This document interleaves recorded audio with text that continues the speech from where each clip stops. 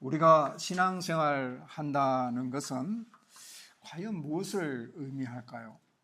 내가 예수 그리스도를 믿는다는 것은 과연 무엇을 의미하는 것일까? 내가 예수님을 나의 구원자 되심을 고백하는 것일까요? 베드로가 주는 그리스도시요 살아계신 하나님의 아들이십니다라고 이렇게 신앙을 고백한 그 고백이 우리의 신앙의 전부일까요? 예수님의 나의 구원자이심을 믿는 이 믿음은 정말 신앙의 본질입니다. 이게 없으면 안 되죠.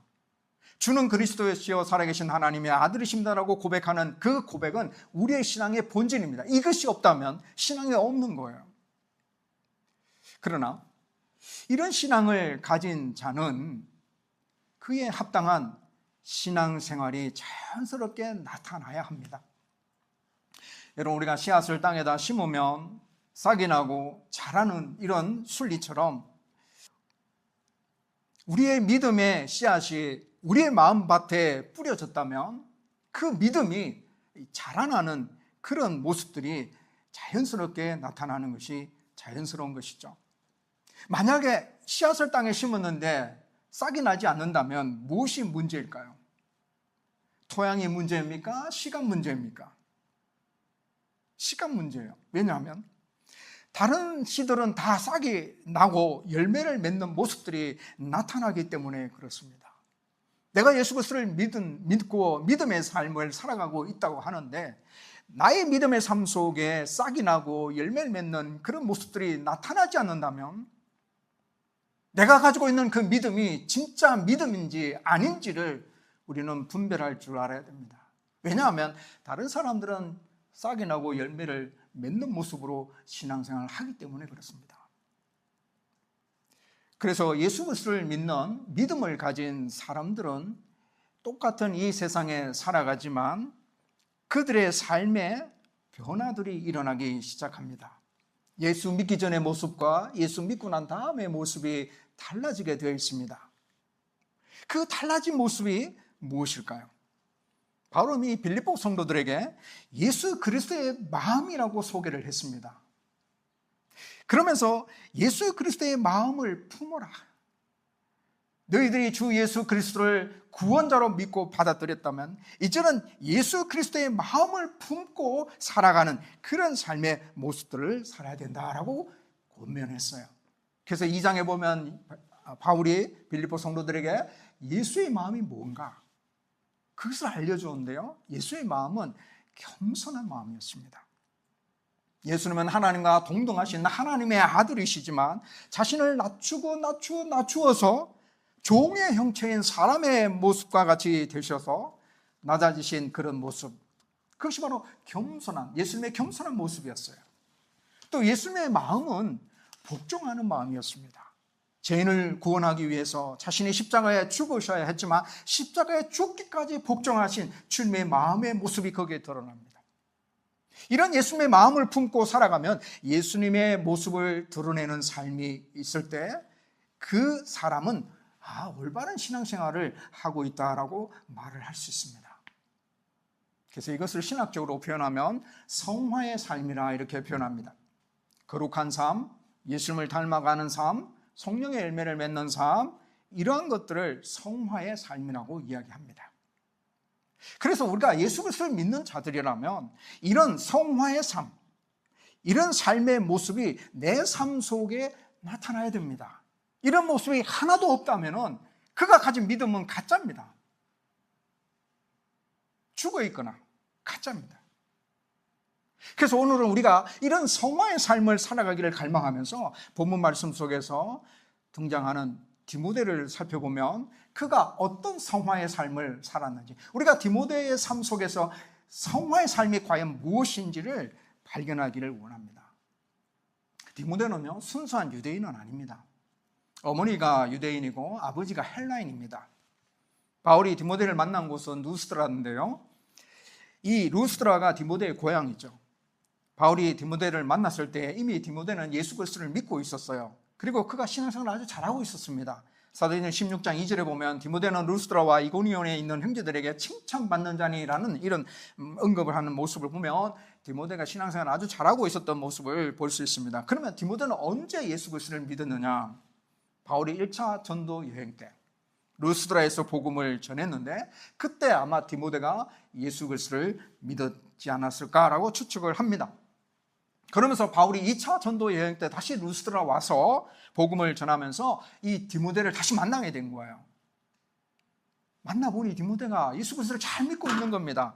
그래서 바울이 이 디모데를 데리고 함께 전도 여행 가자 이렇게 권면해서 디모데를 데리고 함께 바울이 2차 전도 여행을 킵고잉합니다. 계속하게 됩니다. 그래서 소아시아 지역, 이 지역에서 복음을 전하다가 나중에는 이 아시아 지역의 복음의 길이 막히면서 마게도냐 사람이 환상 가운데 우리를 와서 도우라라는 그런 환상을 보여줌으로 인해서 바울이 마게도냐 첫 성인 빌립보 성으로 가게 됩니다.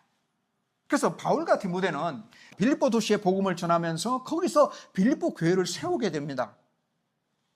그래서 디모데는 이 빌립보 교회 교인들과 처음부터 잘 아는 사이입니다. 왜냐하면 바울과 함께 그 교회를 세웠거든요. 또한 빌립보 교회가 설립된 이후에 바울이 3차 전도 여행 또 다니면서 순간순간 이 빌립보 교회의 소식을 듣고 바울이 디모데를 보냅니다. 그래서 이 빌립보 교회가 더 평안하게 견실하게 세워질 수 있도록 그렇게 살피게 했던 인물이 바로 이 디모데입니다. 그래서 빌립보 교인들과 이 디모데는 아주 잘 아는 사이예요. 이런 배경으로 인해서 바울이 디모데를 가능하면 빨리 빌립보 교회에 보내기를 원한다라는 내용의 말씀이 나타나는데, 왜냐하면 바울이 감옥에 갇혔다라는 소식을 빌립보 교인들이 듣고는 걱정이 커진 겁니다.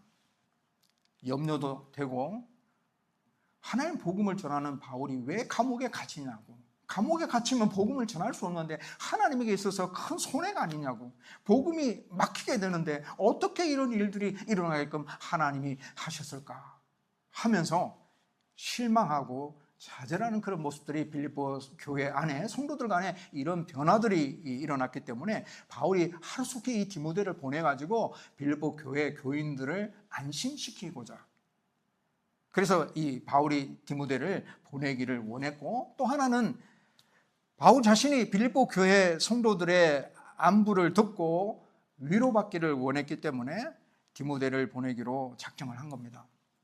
그러면서 빌립보 교회 성도들에게 디모데를 보내면서 너희들이 디모데를 정중하게 영접하도록 디모데에 대한 소개를 오늘 우리 짧은 구절 속에, 본문 속에 언급하고 있는 것을 보게 됩니다. 그래서 이 바울이 디모데를 소개하는 이 소개의 내용들이 디모데가 살아왔던 그의 성화의 삶의 모습이 드러난다는 겁니다.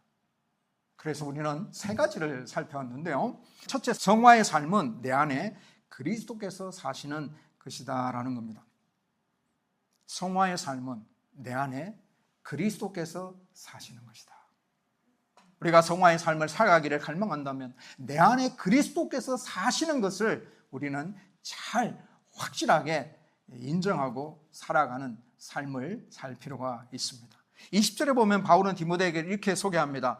디모데를 이렇게 소개합니다. 이는 뜻을 같이하여 너의 사정을 진실히 생각할 자가 이밖에 내게 없음이라. 뜻을 같이하여 너의 사정을 진실하게 생각할 자. 이 디모데에 대한 소개를 이렇게 했어요. 뜻을 같이 한다는 것은 동지나 아니면 동력자라고 우리가 이렇게 부를 수 있죠. 동력자라는 것은 같은 목적으로 부름을 받고 같은 목적을 위해서 살아가는 자들을 의미합니다. 그래서 바울이 철저하게 그리스도의 복음을 위하여 살아갔듯이 디모데의 삶도 복음을 위해서 살고 복음을 위해서 자신을 희생할 수 있는 뜻을 같이 한 자라고 이렇게 소개하고 있는 거예요. 또 너희 사정을 진실히 생각할 자로 소개하고 있는데, 진실히 생각한다라는 것은 염려한다, 마음이 쓰인다 이런 뜻인데요, 단순한 어떤 호기심에서 생각하는 그런 생각이 아니라 상대방의 아픔과 또 상대방의 형편을 자신의 일처럼 깊이 고민하는 사랑이 담겨있는 그런 의미가 여기에 담겨 있습니다. 그래서 디모데는 누구보다도 빌립보 교회의 사정을 잘 알고 빌립보 교회 성도들에 대해서 관심과 사랑을 갖고 있다는 말이 되는 거예요. 그래서 디모데가 빌립보 교회를 방문하게 되면 빌립보 교회가 갖고 있는 문제들을 잘 수습할 수 있을 것이고 그들을 잘 양육할 수 있을 것이라고 바울이 판단하고 디모데를 보내기를 원했던 것이죠. 자, 우리는 뜻을 같이하여 진실히 생각할 자가 이밖에 없다라는 이 말 속에 우리는 디모데가 어떤 삶을 살았는가를 발견하게 됩니다. 디모데는 자기 중심적인 사고에서 벗어나서 다른 사람들의 영혼을 살피는 그런 삶의 모습을 살았구나라는 것을 알 수 있어요. 따라서 성화의 삶이라는 것은 자기 중심적인 사고에서 벗어나는 것입니다. 여러분, 죄의 본성은요, 늘 나라는 감옥에 가두어 놓습니다. 그래서 나만 생각하게 만들고 나만을 위하여 욕심을 부리게 만들고 결국 그것으로 인해서 파멸의 길로 가게 만드는 것이 죄의 특징입니다. 사단이 에덴 동산에 있는 아담을 찾아와서 유혹하는 장면을 보셔요. 아담 본인에게 맞추어져 있는 더 좋은 것, 더 높은 것을 얻게 될 것이라고 이렇게 유혹하잖아요. 너가 선악과를 먹는 날에는 너의 눈이 밝아. 너의 눈이 밝아. 하나님처럼 된다고 유혹을 했습니다. 가장 중요한 부분인 너예요. 너라는 존재를 강조하고 있고 여기다가 욕심을 얹으니까 죄를 짓게 만드는 겁니다. 성화의 삶은 자기 중심적인 사고에서 벗어나는 겁니다. 그러면 나 중심의 사고에서 벗어나서 어디로 갑니까? 그리스도 중심으로 변화되는 것을 의미합니다.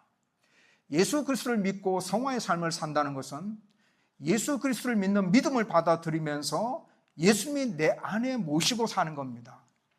그래서 이제는 내가 내 안에 사는 것이 아니라 내 안에 그리스도가 사는 겁니다. 이게 성화의 삶입니다. 갈라디아서 2장 20절에 바울이 그렇게 고백하잖아요. 내가 그리스도와 함께 십자가에 못 박혔나니. 이것은 뭐냐면 내가 믿었다는 겁니다. 예수 그리스도를 믿었으니. 그런즉 이제는 내가 사는 것이 아니오. 내가 사는 것이 아니오. 오직 내 안에 그리스도께서 사시는 것이라. 우리의 삶에 나의 모습이 점점 사라지는 겁니다. 그러면서 우리의 삶에 점점 예수님의 모습이 점점 드러나는 겁니다. 이게 성화의 모습이에요. 예수님이 겸손하신 것처럼 내 삶에 예수님의 겸손이 드러나는 것이죠. 그래서 성화의 삶은 내 안에 그리스도께서 사시는 것이다. 둘째, 성화의 삶은 예수 그리스도의 일을 구하는 겁니다. 21절 말씀에 보면 그들이 다 자기 일을 구하고 그리스도 예수의 일을 구하지 아니하되. 여기 보면 그들이 다 자기 일을 구하고, 그들이 누구예요 도대체? 분명히 언급되지는 않습니다. 구체적으로 나타나지는 않습니다. 그렇지만 바울의 상황을 보게 되면 바울이 빌립보 교회에 사람을 파견하려고 했던 거예요. 그래서 자기 주변에 있는 사람들을 살펴보니까 근데 다들 자신들의 사적인 유익만 추구하고 그리스도 예수의 일을 위해서 희생할 수 있는 사람이 없었다는 겁니다. 그들이 다 자기 일을 구하고 그리스도 예수의 일을 구하지 아니하되 오직 디모데만 그리스도 예수의 일을 구했다는 거죠. 그래서 바울이 간접적으로 이런 사람들을 책망하는 말을 여기다 넣은 겁니다. 그들이 다 자기 일을 구해서 그리스도 예수의 일을 구하지 아니했어 라는 이야기를 하는 겁니다. 그들이 바울과 함께 있었지만, 바울의 곁에 있었지만 자신의 안위와 이익을 우선시하여 빌립보까지 가는 그 험난한 사역을 피했던 사람들입니다. 그들이 자기 일을 구하는 모습은 복음이나 교회의 유익보다는 자신의 이익이나 자신의 안위와 자신의 명예를 우선시하는 그런 태도의 모습이죠. 예수 믿는 사람들 중에도 이런 사람이 많고 교회 안에도 이런 사람이 많이 있습니다. 우리가 앞에서 살펴본 내용 중에 바울이 로마의 감옥에 갇혔다라는 소식을 듣고 빌립보 교회는 두 분류로 나누어지게 됩니다. 어떤 이들은 투기와 분쟁으로 복음을 전하고 어떤 이들은 착한 뜻으로 그리스도를 전파하는 두 분류의 사람으로 나누어지게 돼요. 자, 투기와 분쟁으로 복음을 전했다. 근데 바울은 둘 다 결과는 복음을 전하는 모습이 나타났기 때문에 바울은 다 좋다라고 이렇게 표현을 했습니다. 그러나 분명히 두 분류는 다릅니다. 투기와 분쟁으로 하는 이런 모습들은 그들 그 복음을 전하는 그 일 속에 무엇이 담겨 있느냐면 그들의 이익이 담겨져 있습니다. 그들의 욕심이 담겨져 있습니다. 왜 그들이 투기와 분쟁으로 복음을 전했느냐 하면 교회 안에서 자신의 입지를 강화하기 위한 하나의 수단으로 그렇게 열심히 복음 전하는 일에 앞장선 겁니다. 어떻게 하면 바울의 마음을 아프게 할까라고 생각하면서 그들이 그렇게 똘똘 뭉쳐서 그렇게 복음을 전했던 겁니다. 그러니까 그들의 마음속에는 불순한 동기가 있었다는 겁니다. 그들의 마음속에는 자신들의 이익을 위해서 뭔가 원했던 목적이 있었다는 사실입니다. 겉으로 드러나는 것은 복음을 전하는 그런 모습들이 있었지만, 그러나 그들의 내면 속에는 자신의 욕심을 채우는, 자신의 욕망을 바라보는 그런 모습들이 그 안에 들어있었다는 사실이에요. 이거는 성화의 삶이 아닙니다. 복음을 전하는 모습들이 나타나지만, 그러나 그것은 성화의 삶은 아닙니다. 디모데후서 4장 10절에 보면 데마는 이 세상을 사랑하여 나를 버리고 데살로니가로 갔고 라는 말씀이 나옵니다. 데마가 처음에는 바울과 함께 복음을 전했습니다. 바울의 동력자였어요. 근데 나중에는 데마가 실패합니다. 왜냐하면 데마는 세상을 사랑했기 때문입니다. 데마는 그리스도보다 세상을 사랑했기 때문에 결국에는 그리스도에 대한 믿음을 버리고 세상으로 가게 된 것입니다. 이렇게 자신의 이익을 쫓아가는 자들은 결국 신앙이 병들거나 아니면 아예 신앙을 버리게 된다는 사실이에요. 그래서 그리스도인으로서 성화의 삶을 살아가는 자들은 자신의 이익을 앞세우기보다는 그리스도의 일을 구하는 신앙의 태도를 드러내는 것, 자신의 이익을 구하기보다는 먼저 그의 나라와 그의 의를 구하는 이런 신앙의 모습이 성화의 삶의 모습입니다. 마지막 세 번째, 성화의 삶은 연단과 수고로움으로 증명이 됩니다. 22절 말씀에 보면 디모데의 연단을 너희가 안 하니 자식이 아버지에게 함같이 나와 함께 복음을 위하여 수고하였느니라. 디모데는 복음을 위해서 연단을 받았고 수고하였다라고 말씀하고 있는데요, 디모데가 어떤 연단을 받았는지 또 어떤 수고로움을 하였는지 구체적인 언급이 없습니다. 바울이 경험했던 고난과 환난, 바울이 복음을 위해서 수고했던 그 수고로움, 아마 디모데도 함께 겪었을 것으로 생각할 수 있습니다. 왜냐하면 디모데는 바울의 영적인 아들이에요. 고린도전서 4장 17절에 보면 내가 주 안에서 내 사랑하고 신실한 아들 디모데를 너희에게 보내었으니 라는 말씀이 나옵니다. 바울은 디모데를 신실한 아들이라고 부르고 있어요. 그리고 오늘 본문 22절에도 자식이 아비에게 함같이 나와 함께 복음을 위하여 수고하였다라고 말씀하는 것을 볼 때에 바울과 함께 했던 디모데, 그래서 바울이 겪었던 환난, 고난, 복음을 위해서 수고한 그 수고로움에도 디모데도 동참했다고 충분히 생각해 볼 수 있습니다. 연단은 시험을 견뎌내는 것을 의미하죠. 복음을 위한 수고는 복음을 전할 때 일어난 모든 수고와 핍박을 견디는 것을 의미합니다. 바울은 복음을 위해서 연단과 수고로움을 경험했는데요, 고린도후서 11장 23절에서 27절 말씀에 보면 바울이 자신이 경험했던 그 경험을 이렇게 이야기합니다. 내가 수고를 넘치도록 하고 옥에 갇히기도 더 많이 하고 매도 수없이 맞고 여러 번 죽을 뻔하였으니 유대인들에게 40에 하나 감한 매를 5번 맞았으며 3번 태장으로 맞고 1번 돌로 맞고 3번 파선하고 일주일을 깊은 바다에 지냈으며 여러 번 여행하면서 강의 위험과 강도의 위험과 동족의 위험과 이방인의 위험과 시내의 위험과 광야의 위험과 바다의 위험과 거짓 형제 중의 위험을 당하고 또 수고하여 애쓰고 여러 번 자지 못하고 줄이며 목마르고 여러 번 굶고 춥고 헐벗어노라. 바울이 경험한 이 연단과 수고로움, 이 구절을 읽을 때마다 얼마나 놀랍고 과연 바울이 이 어려운 일들을 어떻게 감당했을까라는 생각을 해봅니다. 아마 바울이 자신의 힘으로 이런 연단을 이겨내고 자신의 힘으로 수고로움을 감당했다면 불가능했다라고 생각을 합니다. 성령 하나님께서 바울과 함께 하셨기 때문에, 성령 하나님께서 바울에게 힘을 주시고 격려하시고 위로하여 주셨기 때문에 바울이 이런 연단과 수고로움을 감당할 수 있었을 거예요. 바울 곁에 디모데가 있었다는 사실이에요. 바울이 겪는 연단을 디모데도 겪었을 것입니다. 자식이 아버지를 대하듯 영적인 아들 디모데는 늘 바울 곁에서 바울을 섬겼을 것입니다. 디모데의 연단을 너희가 안다고 한 말씀도 나오죠. 빌립보 교회 성도들이 디모데가 바울과 함께 고난을 겪고 그 고난을 이겨내고 복음에 충실한 복음의 일꾼이 되는 것을 빌립보 교회 성도들이 지켜보았다는 겁니다.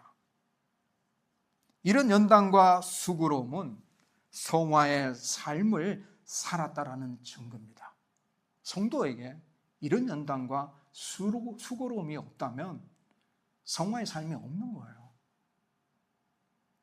우리도 이런 성화의 삶을 살 수 있어요. 꼭 복음 전하는 자만, 또 주의 일을 하는 자만 성화의 삶을 살 수 있는 게 아니라요, 우리가 믿음 생활하면서 맞닥뜨리는 여러 가지 어려운 부분들이 있잖아요.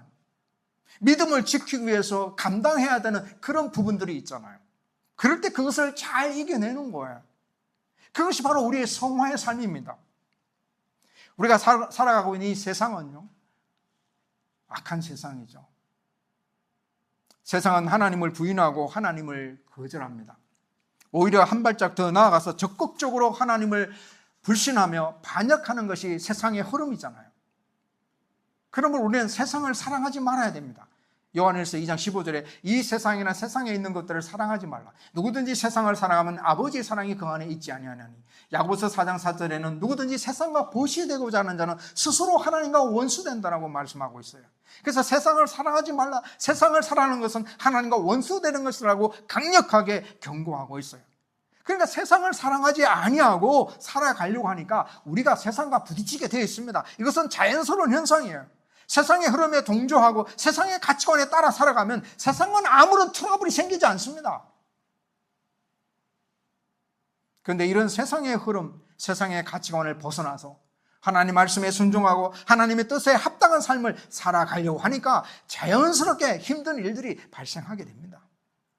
어떤 경우에는 손해를 입게 되고, 어떤 경우는 쓴소리를 듣기도 하고, 어떤 경우에는 어려움을 겪기도 합니다. 이런 연단과 수고로움을 잘 감당해 나가야 되는 거예요. 어려운 일 만났다고 믿음을 포기해버리고, 교회를 포기해버리고, 신앙을 포기해버리면 성화의 삶을 살 수가 없는 거죠. 연단과 수고로움을 잘 감당하는 것이 성도가 성화의 삶을 살고 있음을 증명하는 것입니다. 말씀을 맺습니다. 예수를 믿는다는 것은 믿는 것으로 끝나는 것이 아니에요. 내가 예수 그리스도를 믿어서 천국 가는 하나님 백성이 되었다라는 이 사실, 이것을 확신하는 것으로 끝나는 것이 아니에요. 믿음이 있으면 믿음이 싹이 나야죠. 믿음이 있으면 믿음의 열매가 나타나야죠. 우리의 삶 가운데 믿음의 열매가 뭡니까? 하나님을 찬양하는 것이고, 하나님 앞에 기도하는 것이고, 하나님 앞에 예배하는 것이고, 이 믿음이 있기 때문에 세상의 흐름에 동조하지 않는 것이고, 하나님 말씀에 순종해서 나가는 게, 이게 믿음의 모습 아니겠어요? 이것이 성화의 삶입니다. 성화의 삶을 살아야 된다라고 하면 뭔가 성인들만 살아가야 하는 그런 신비스러운 삶이 아닌가라고 생각하는데, 그렇지 않습니다. 성화의 삶은 예수 그리스도를 닮아가는 삶이고, 성화의 삶은 하나님의 자녀답게 사는 삶을 의미합니다. 디모데의 삶 속에서 우리는 성화의 삶을 세 가지로 생각해 보았습니다. 내 안에 그리스도께서 사시는 것. 성화의 삶을 사는 자는 자기 중심적인 삶에서 점점점 그리스도 중심으로 삶을 살아가는 그런 삶의 변화가 일어나는 것. 그래서 예수님처럼 겸손하고, 예수님처럼 온유하고, 예수님처럼 순종하는 그런 성품들이 드러나는 거죠. 두 번째, 성화의 삶은 그리스도 예수의 일을 구하는 것이에요. 많은 사람들이 예수의 일을 한다고 하지만 실제로는 자신의 이익을 위해서 일을 하는 경우가 많습니다. 위대한 사도 바울 곁에 있었던 사람들도 빌립보 교회에 보내려고 하니까 다들 가기 싫어서, 힘들고 어려운 일이니까 빌립보 교회 성도들 안에서도 복음을 전하는 모습들이, 즉 속마음으로는 내가 교회에서 어떤 위치를 차지해야지, 그런 자신의 영향력을 키우기 위해서 복음을 전하는 그런 모습들이 나타나는 모습도 봅니다. 성화의 삶은 이런 자신의 이익을 챙기는 것보다는 하나님의 나라를 생각하고 교회를 생각해서 예수의 일을 구하는 것이 성화의 삶입니다. 세 번째는 성화의 삶은 연단과 수고로움으로 증명이 된다고 했습니다. 예수를 믿는 모든 성도는 연단이 있어요. 수고로움이 있습니다. 믿음 때문에 어려움을 겪을 수 있고, 믿음 때문에 수고의 땀을 흘려야 될 때가 있습니다. 연단과 수고로움이 우리로 하여금 성화의 삶을 살았다라는 증거가 될 것이에요. 우리 모두 성화의 삶을 위해서 내 안에 계신 예수 그리스도를 나타내고, 자신의 이익보다 예수의 일을 구하고, 연단과 수고로움을 감사함으로 잘 감당해서 주님으로부터 칭찬 듣는 자가 되시기를 주의 이름으로 축복합니다.